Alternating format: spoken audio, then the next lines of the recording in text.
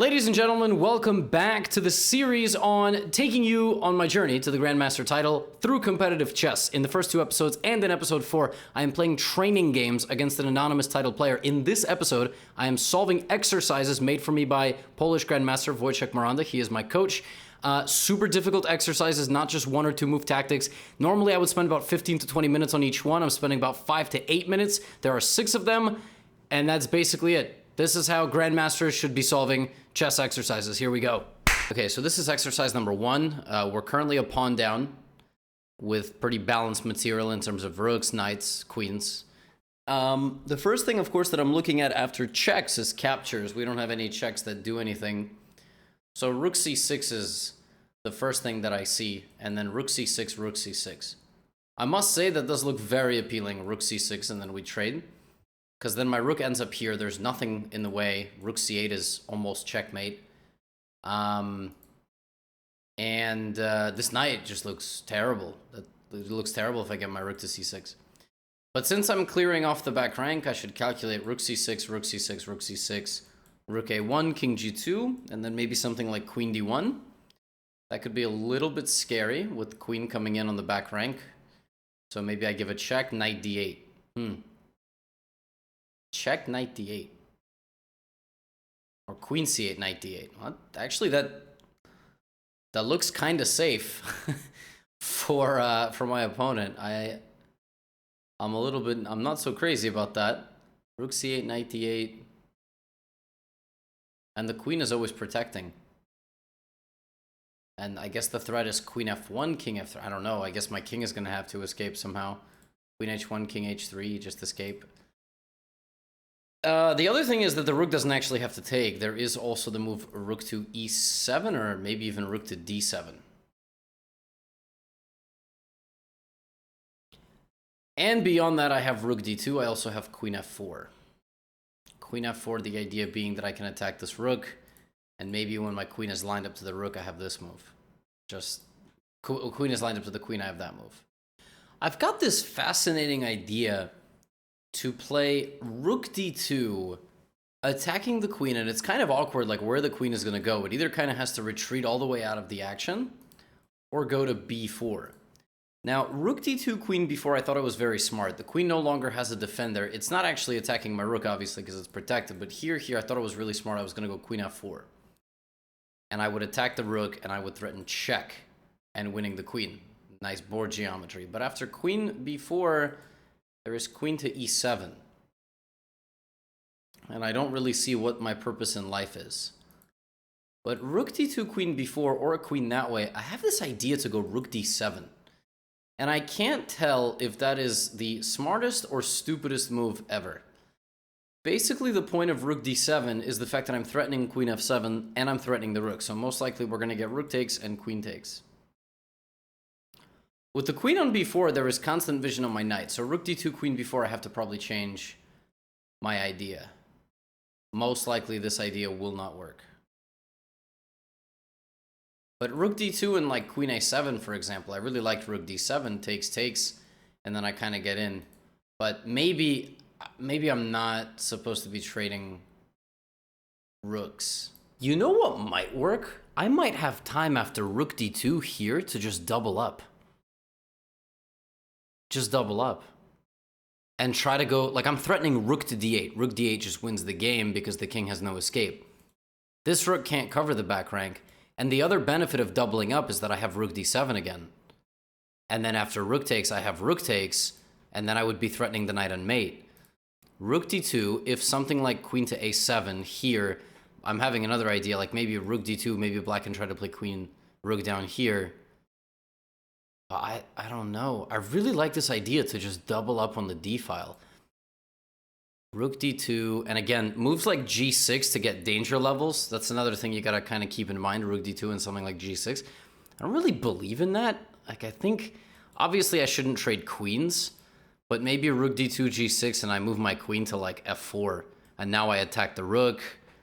That doesn't make, yeah, and I would be attacking h6. There's no way that's any good.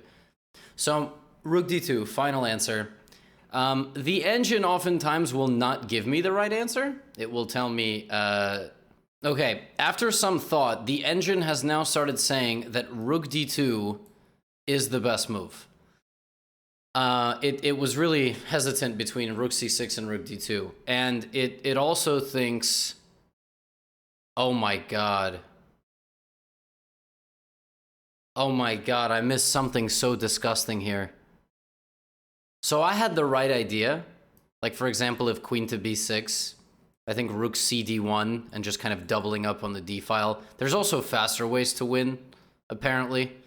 Like knight f6. Here is just winning. Sacrificing a knight, gf6, and wow. I mean, I wasn't even... How was that winning? Well, this is just completely winning. Rook d4, rook g4. That's crazy. Because black's activity is so terrible, there's nothing that black can do. And after rook d2, something like queen a7. See, this was my idea, to just go double up. And the engine does think this is winning. Yeah, it thinks this is completely winning. Because black is so passive, the knight and the rook are really poorly coordinated. But folks, I missed one of the most disgusting things I've ever seen. I'll show you in a second. Queen b4. My idea here was to double up the rooks. That is incorrect. The winning move after queen b4. So what is wrong with this? The engine thinks that after rook cd1... Wow, yeah, I didn't even... Wow. Queen f8. Just stubbornly go back, and the engine thinks that black is, like, not dead lost here. That's tough. I mean, white is still better because of activity, but wow. So the winning move after queen b4 is rook e1. What is that? To create the threat of knight f6 again? Like, what if the rook goes back? What is the threat here? The threat is... Oh, now the threat is queen f4. Oh, and now queen e7 is met with knight f... Oh. And if queen takes, then... Oh, that's why you go rook e1. That is crazy. There are so many layers to this exercise. And last but not least, folks, here there is one of the most disgusting things I've ever seen in my life. Ever. In this position, I didn't even think that knight d6 was playable for some reason. This move just totally escaped me. I completely missed this move for some reason, even though it's totally danger levels. I guess I thought I had knight d6, but then I hear the winning move for white is queen d7. And the point is that after rook takes d7, I take the queen, and now this is pinned to the rook, and there's nothing. Oh my, that is vile. That is so gross. I'm glad I played rook d2, and maybe in a long game I would figure out some of this stuff, but I did not see this in like the 6-7 minutes that I spent calculating. Wow, that is absolutely disgusting. Okay, I'm really liking this exercise. So when we just arrived, black is a couple of points up. We have queen, two rooks each, bishop each. White is up a pawn, and like we're both getting mated basically. First of all, who taught black how to castle? Clearly nobody. Ridiculous. Anyway, well, these are the first moves that I would consider, obviously. Queen e1 also. Let's not keep out queen e1. And I guess it's also important to just briefly realize that our king is not in imminent danger. We have a move we can spend to find the right idea. Okay, also anything going to g8 is mate. So that could lead to mate. Wow. Okay, so what's wrong with rook g1? Rook g1... I don't even know where to begin in calculating stuff like this. I mean, the king can't move. King f8, I have... No, I don't have that.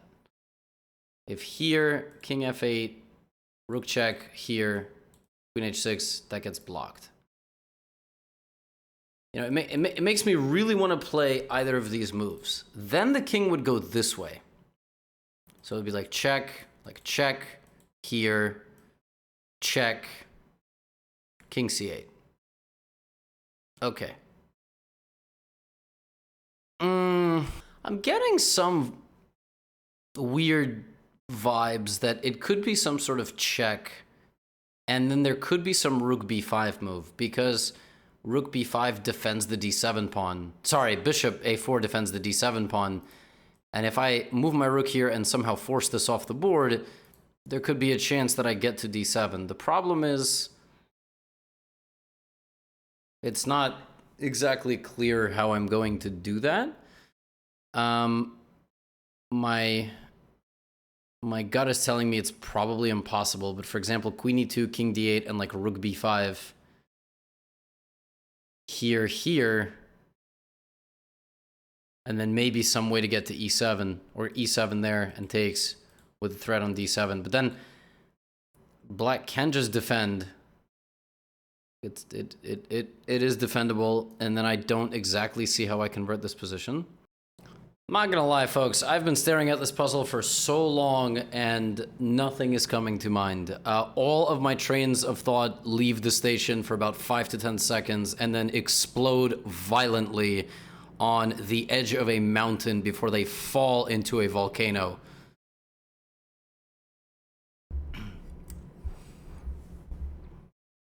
I cannot for the life of me figure out the difference between any of these checks and then what might lead to something. For example, I've been calculating queen e1, king d8, queen to c3, just to justify where I'm moving the queen and then potentially be attacking this rook. I don't know. And like, for example, if I play queen e1 check, king d8, and then play like rook to b5, it looks like I'm super smart in doing something. But again, after bishop b5, I can even give a check on e7 first. It doesn't really matter. You know, there are moments after queen e1, king d8 that I could do something potentially on this diagonal. I'm trying to figure out if there's anything there, maybe. I just thought of this idea. Maybe I can give a check, and the king is going to go to d8. I don't actually think that the king is going to go to f8. I don't actually have a reason disproving it. Just looks really wrong to walk toward my pieces. And my logic was, see, the difference between the two checks is that at least when my queen gives the check, I can go to e7. Maybe that really is the reason. I have some rook check or something. But rook here, and doubling up on the e-file. Or, sorry, not the e-file, the 5th rank with my rooks. And I had this completely absurd idea to put my rook on b5 to try to get over here. And like in a sample variation, if I somehow was able to do that, I would be able to play rook b5, takes, rook takes, although now I think I can refute that because there's queen g1, and I probably just lose. I have to give an answer. I would spend 40 minutes on this puzzle if I needed to, but I legitimately am completely at my wit's end. I genuinely don't know the difference between any of these moves. So I'm going to try to make an educated guess. Educated guess is to play not a check and fall into the trap, but to play queen to c3. The idea behind queen c3 is that this is a puzzle, and therefore the answer will be something of a mind bender. Maybe the fact that the king is here means you don't cash in on that king's positioning just yet. You try to maybe dislodge the defense a little bit. And queen c3, f6 could be a beneficial weakening of the black position. But to be completely honest, I have absolutely no idea. Queen c3, final answer. We check the machine. And so far, the machine is giving me queen e1 check. So queen e1 was correct. Queen c3 is wrong because f6? Or what? f6, yes. It doesn't like the move f6.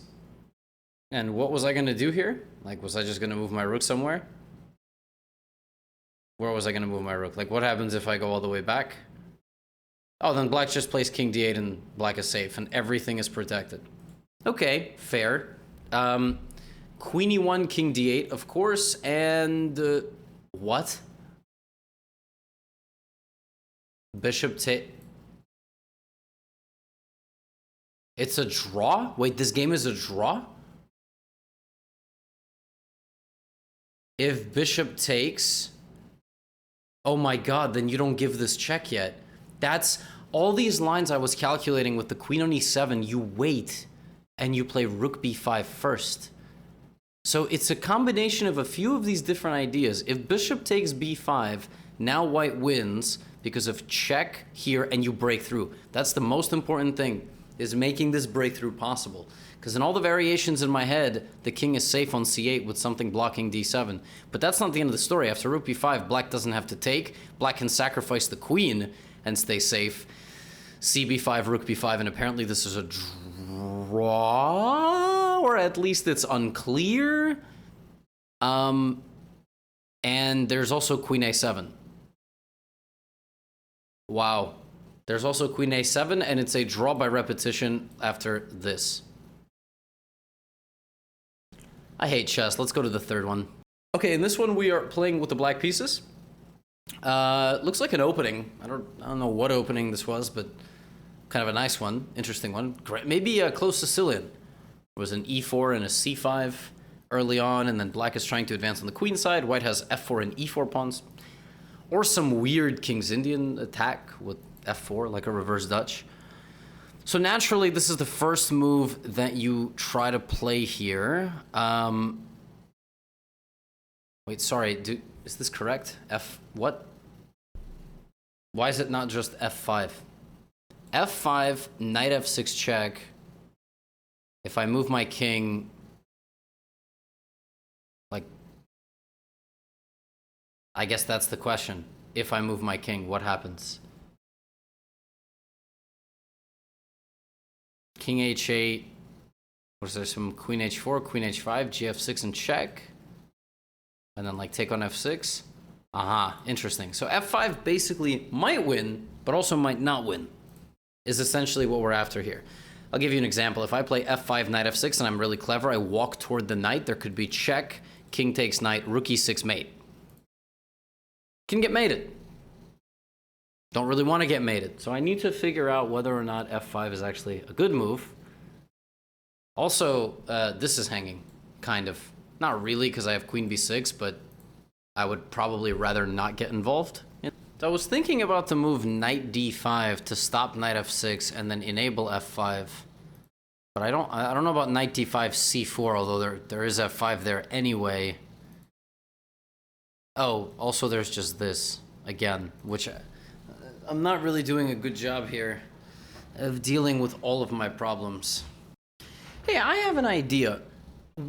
Why am I trying to stop this? The bigger threat is the fact that my rook is hanging. So for example, if I play rook c7 here and just try to push c4, aren't I in good shape? Like rook c7, knight f6, just move my king. Rook c7, c4. I think that's just my answer. I think f5 is not good in view of knight f6. And then some queen move, sacrificing the knight and picking up a couple pawns. Why don't I just go rook c7? Deal with knight f6, I move my king over. There's nothing there. And then I just go with c4. Rook c7, final answer. Oh, wow. Wow. Wow, I missed something so disgusting. I missed f5. That move doesn't look possible at all. The point of that move is that if I take with my pawn, check, it looks like nothing has changed. But this giveaway opens up this. Queen f... Oh. Oh, wow. And if I take its mate... Oh my god. And if I take with the knight, it's the same... Oh. And this is just losing. I mean, if I take the knight and get to... Oh. Oh god. Oh man. Wow. The right answer was not rook c7 because of that. Otherwise, it's all good. Otherwise, if white doesn't play that move, I'm playing c4 next. Wow. The right answer is rook to d4 because then if f5 is played, you still can't take it. You actually still can't take it because of the same problem. You play king h8, and if f6,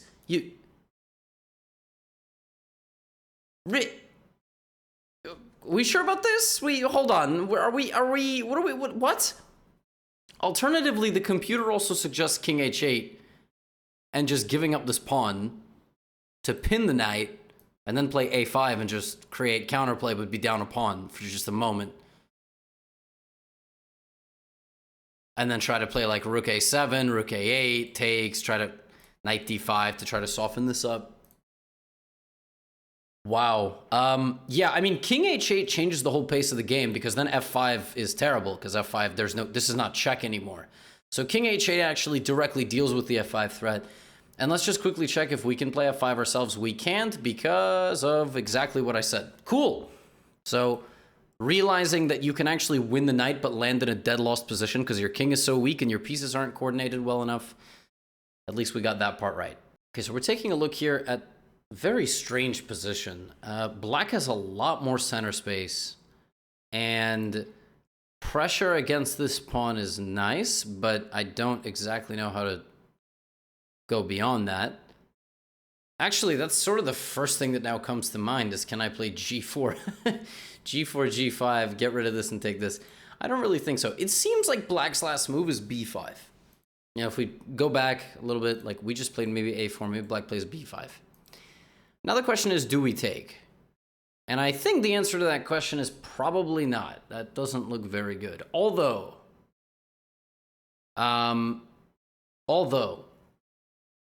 there sometimes are ways to throw in a pawn move to damage the structure. And what I mean by that is, for instance, I can play b4. Or I can take and play b4. Something like that. Something that's on my mind a little bit. I'm also thinking maybe g4, g5, but that just looks... That doesn't look right. G4 would allow b4, and... I don't know. That just doesn't strike me as very correct. So if I play b4, cb4, I can go knight takes b5, a takes b5, rook c6. That's terrible because then the pawns get very strong. So what about takes, and b4? If pawn takes, I'm down a pawn for a moment, but I can maybe move my knight somewhere and pressure this bishop. But that also doesn't look... I mean, what are we doing, you know? What are we doing over there? That just does not look like it makes any sense. So then I have another idea. To enable the move knight e2 by playing bishop f3. Like, I know I have rook e1, but then Black can maybe even trade pieces with me, and I don't even know if I like that or not. I don't know. It's a very interesting decision, actually, rook e1 to try to trade some pieces. Now, d4 would be really nice if they took, but I don't think they're going to do that.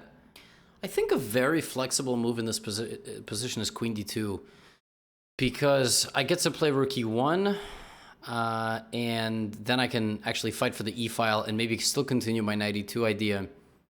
And also when my knight moves, I can maybe go to a5. And I kind of like that I'm going to be meeting those pawns over there. So queen d2, b4, knight a2 threatens the b4 pawn. Maybe bishop b7 will get played. And then maybe I can go with d4 now because c4 is not so strong. I guess there is knight e4 to calculate, but I can also throw in something like rook e1 and reroute my knight. I think if the queen side freezes, I can sort of use it against Black, because also this knight is not particularly strong. So I don't know, I mean... I'm strongly considering queen d2 to try to play rook e1 and then maybe do something in the center slowly like that. So I'm going to say queen d2, flexible move, final answer. So my first instinct was correct. b4 is the right move. Or there's a b5 and b4. Oh, really? Knight a2, rook c8? And why is this good for... Oh, wow. There is a move here that kills all of Black's play, and I didn't see it. I got to this far in my head, or maybe like this position, when the bishop kind of moves out of danger, and I just didn't take it to the end. Rook c7 puts more pressure on this, and if Black just defends the bishop, I play a5. What a move. And black is out of moves. I've killed the structure. I split the pawns. Queen b3 is coming. Bishop d4 is coming to patrol the entire... That, like, bishop d4 is a beautiful move. What an amazing move. And black just has no moves.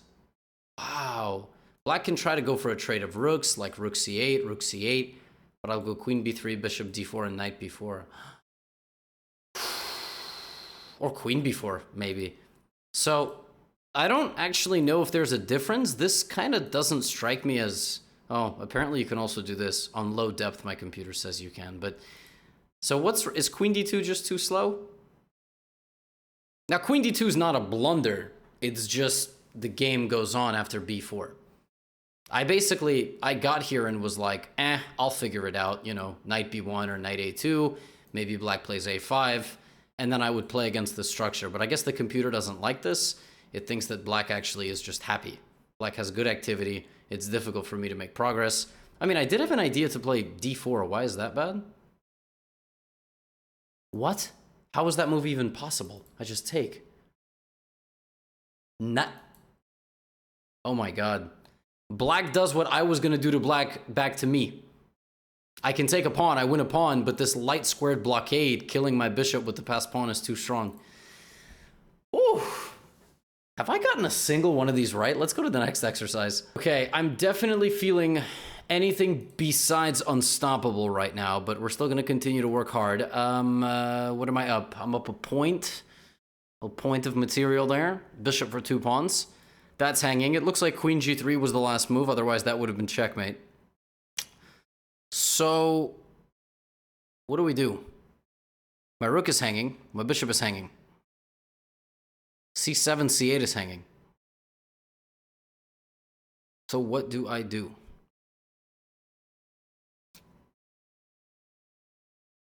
I was about to suggest rook b8 attacking the knight, but then c7 when I realized that, first of all, then I take and that's not actually a queen, and second of all, after rook b8, I hang a rook in one move. So this is what happens after an hour of puzzle solving. The brain sort of melts. I just saw something completely nuts. I mean, obviously you need to scan for the checks, but I'm thinking queen c6.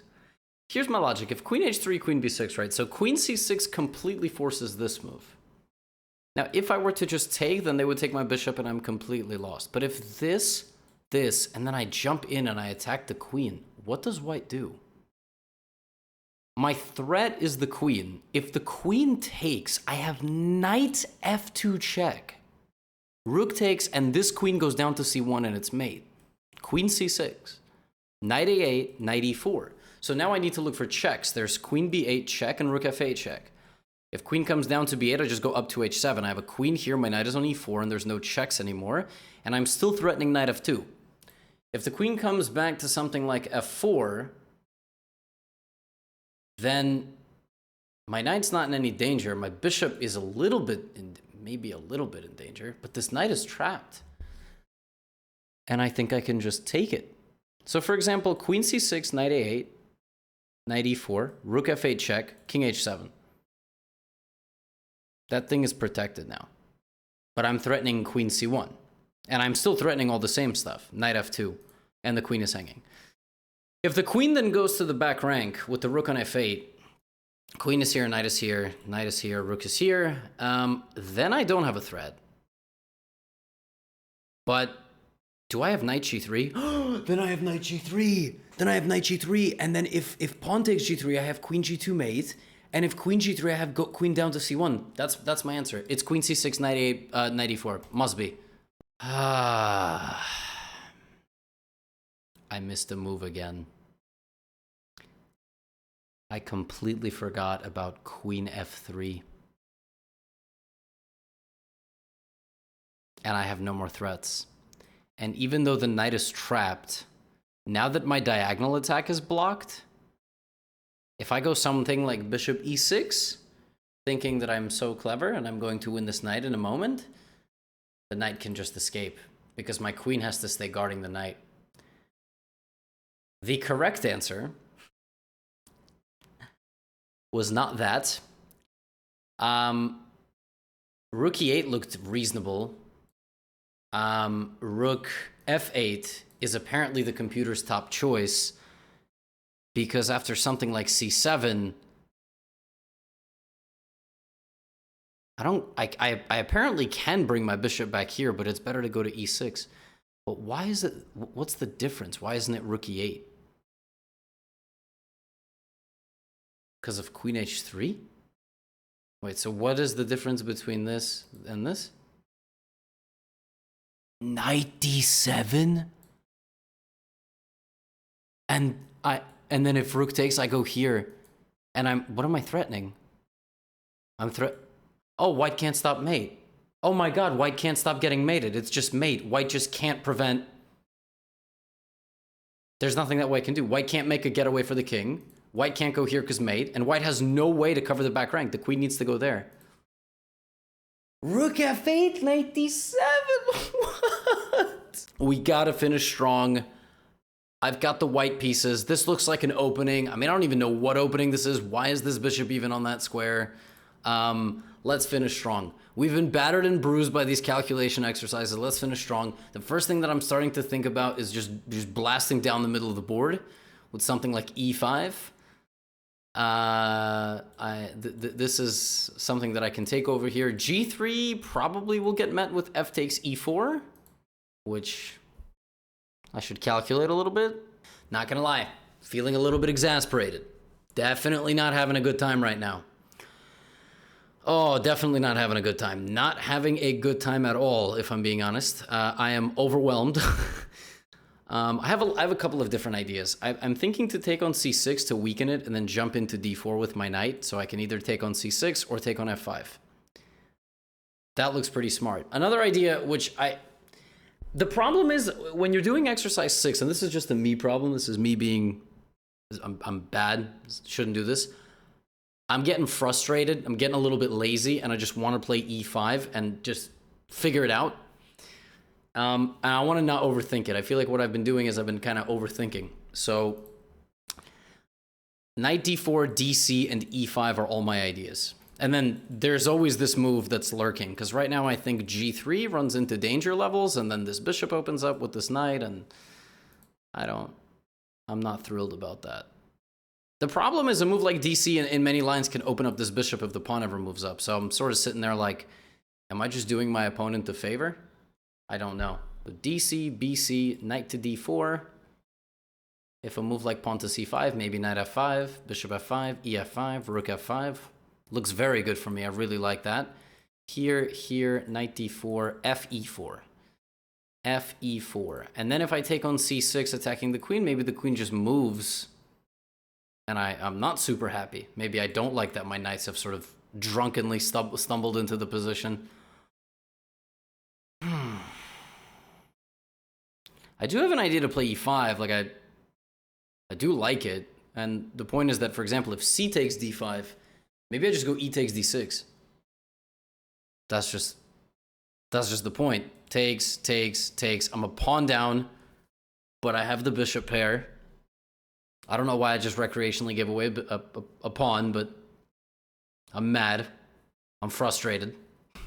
So I'm more inclined to give away material when that happens and not really care because I'm not actually playing the game. But I gotta figure out the right answer. I can't be slacking. No point training if you're gonna slack. Yeah, I'm going to go with first move, take on c6, but then wait. Did I ever calculate what happens if they take on e4? If I take on b7, they take and that's guarded. If take, rook e4, there might just be d5. Wait a minute, maybe it's not that, because maybe they have f takes e4 right away, which is now making me think it's e5 again. All right, I'm gonna go with my first instinct. And I think my first instinct is incorrect. And I think, no, keep thinking. Don't give up. Keep calculating. DC, FE4. You haven't found anything. Frankly, it's not even that you haven't found anything. You haven't even started looking. You're just making noises and feeling bad for yourself.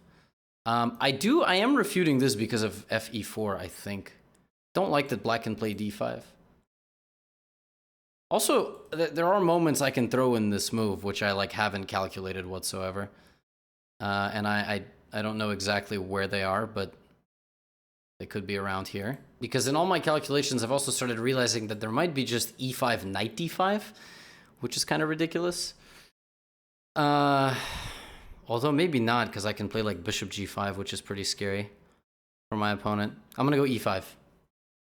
e5 is my final answer. The computer is thinking, and it's hotly debating bishop f4, knight f4, e5, and just e5 straight away. I think e5 is the right answer. I think e5 is the right answer. Yes, e5. If knight takes d5, there's all sorts of bishop g5 ideas. Correct. Yes, yes, and the queen is really awkwardly positioned. And after e5, if d takes e5, the idea is just d6, absolutely crushing. If knight takes e5, oh sorry, that hangs material.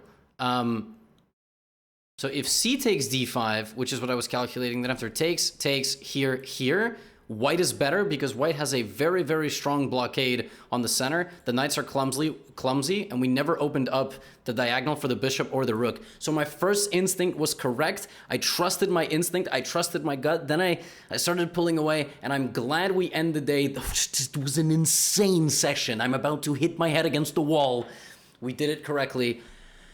And there's still plenty of a fight from here, but even something as simple as b3, this bishop like getting developed in bishop b2, like white has just an overwhelming positional advantage here because of the rook, the bishop, the knight, and just the grasp on the center. So e5 and like just breaking it down was my first idea, and I'm happy to say that it looks like I got it correct. Okay, so that was really difficult. Toward the end, I was able to kind of calm down a little bit and trust my instinct a little bit more, but throughout there were moments where I either went a little bit too fast and missed the key resource, or I maybe went slowly. Just left out a letter there. And I'm recording this right after solving everything, so my brain's a little bit fried, but super difficult. A lot of these exercises, if you run it on a computer depth of like 30, which is pretty good but not excellent, it can't even tell the difference. These are very difficult exercises which make you make practical decisions in middle games, sometimes with the sacrifice of material for long-term compensation, things of that nature, combining strategy with dynamics. Let me know in the comments if you enjoyed, and yeah, that's basically it. I'll see you in the next video. Get out of here.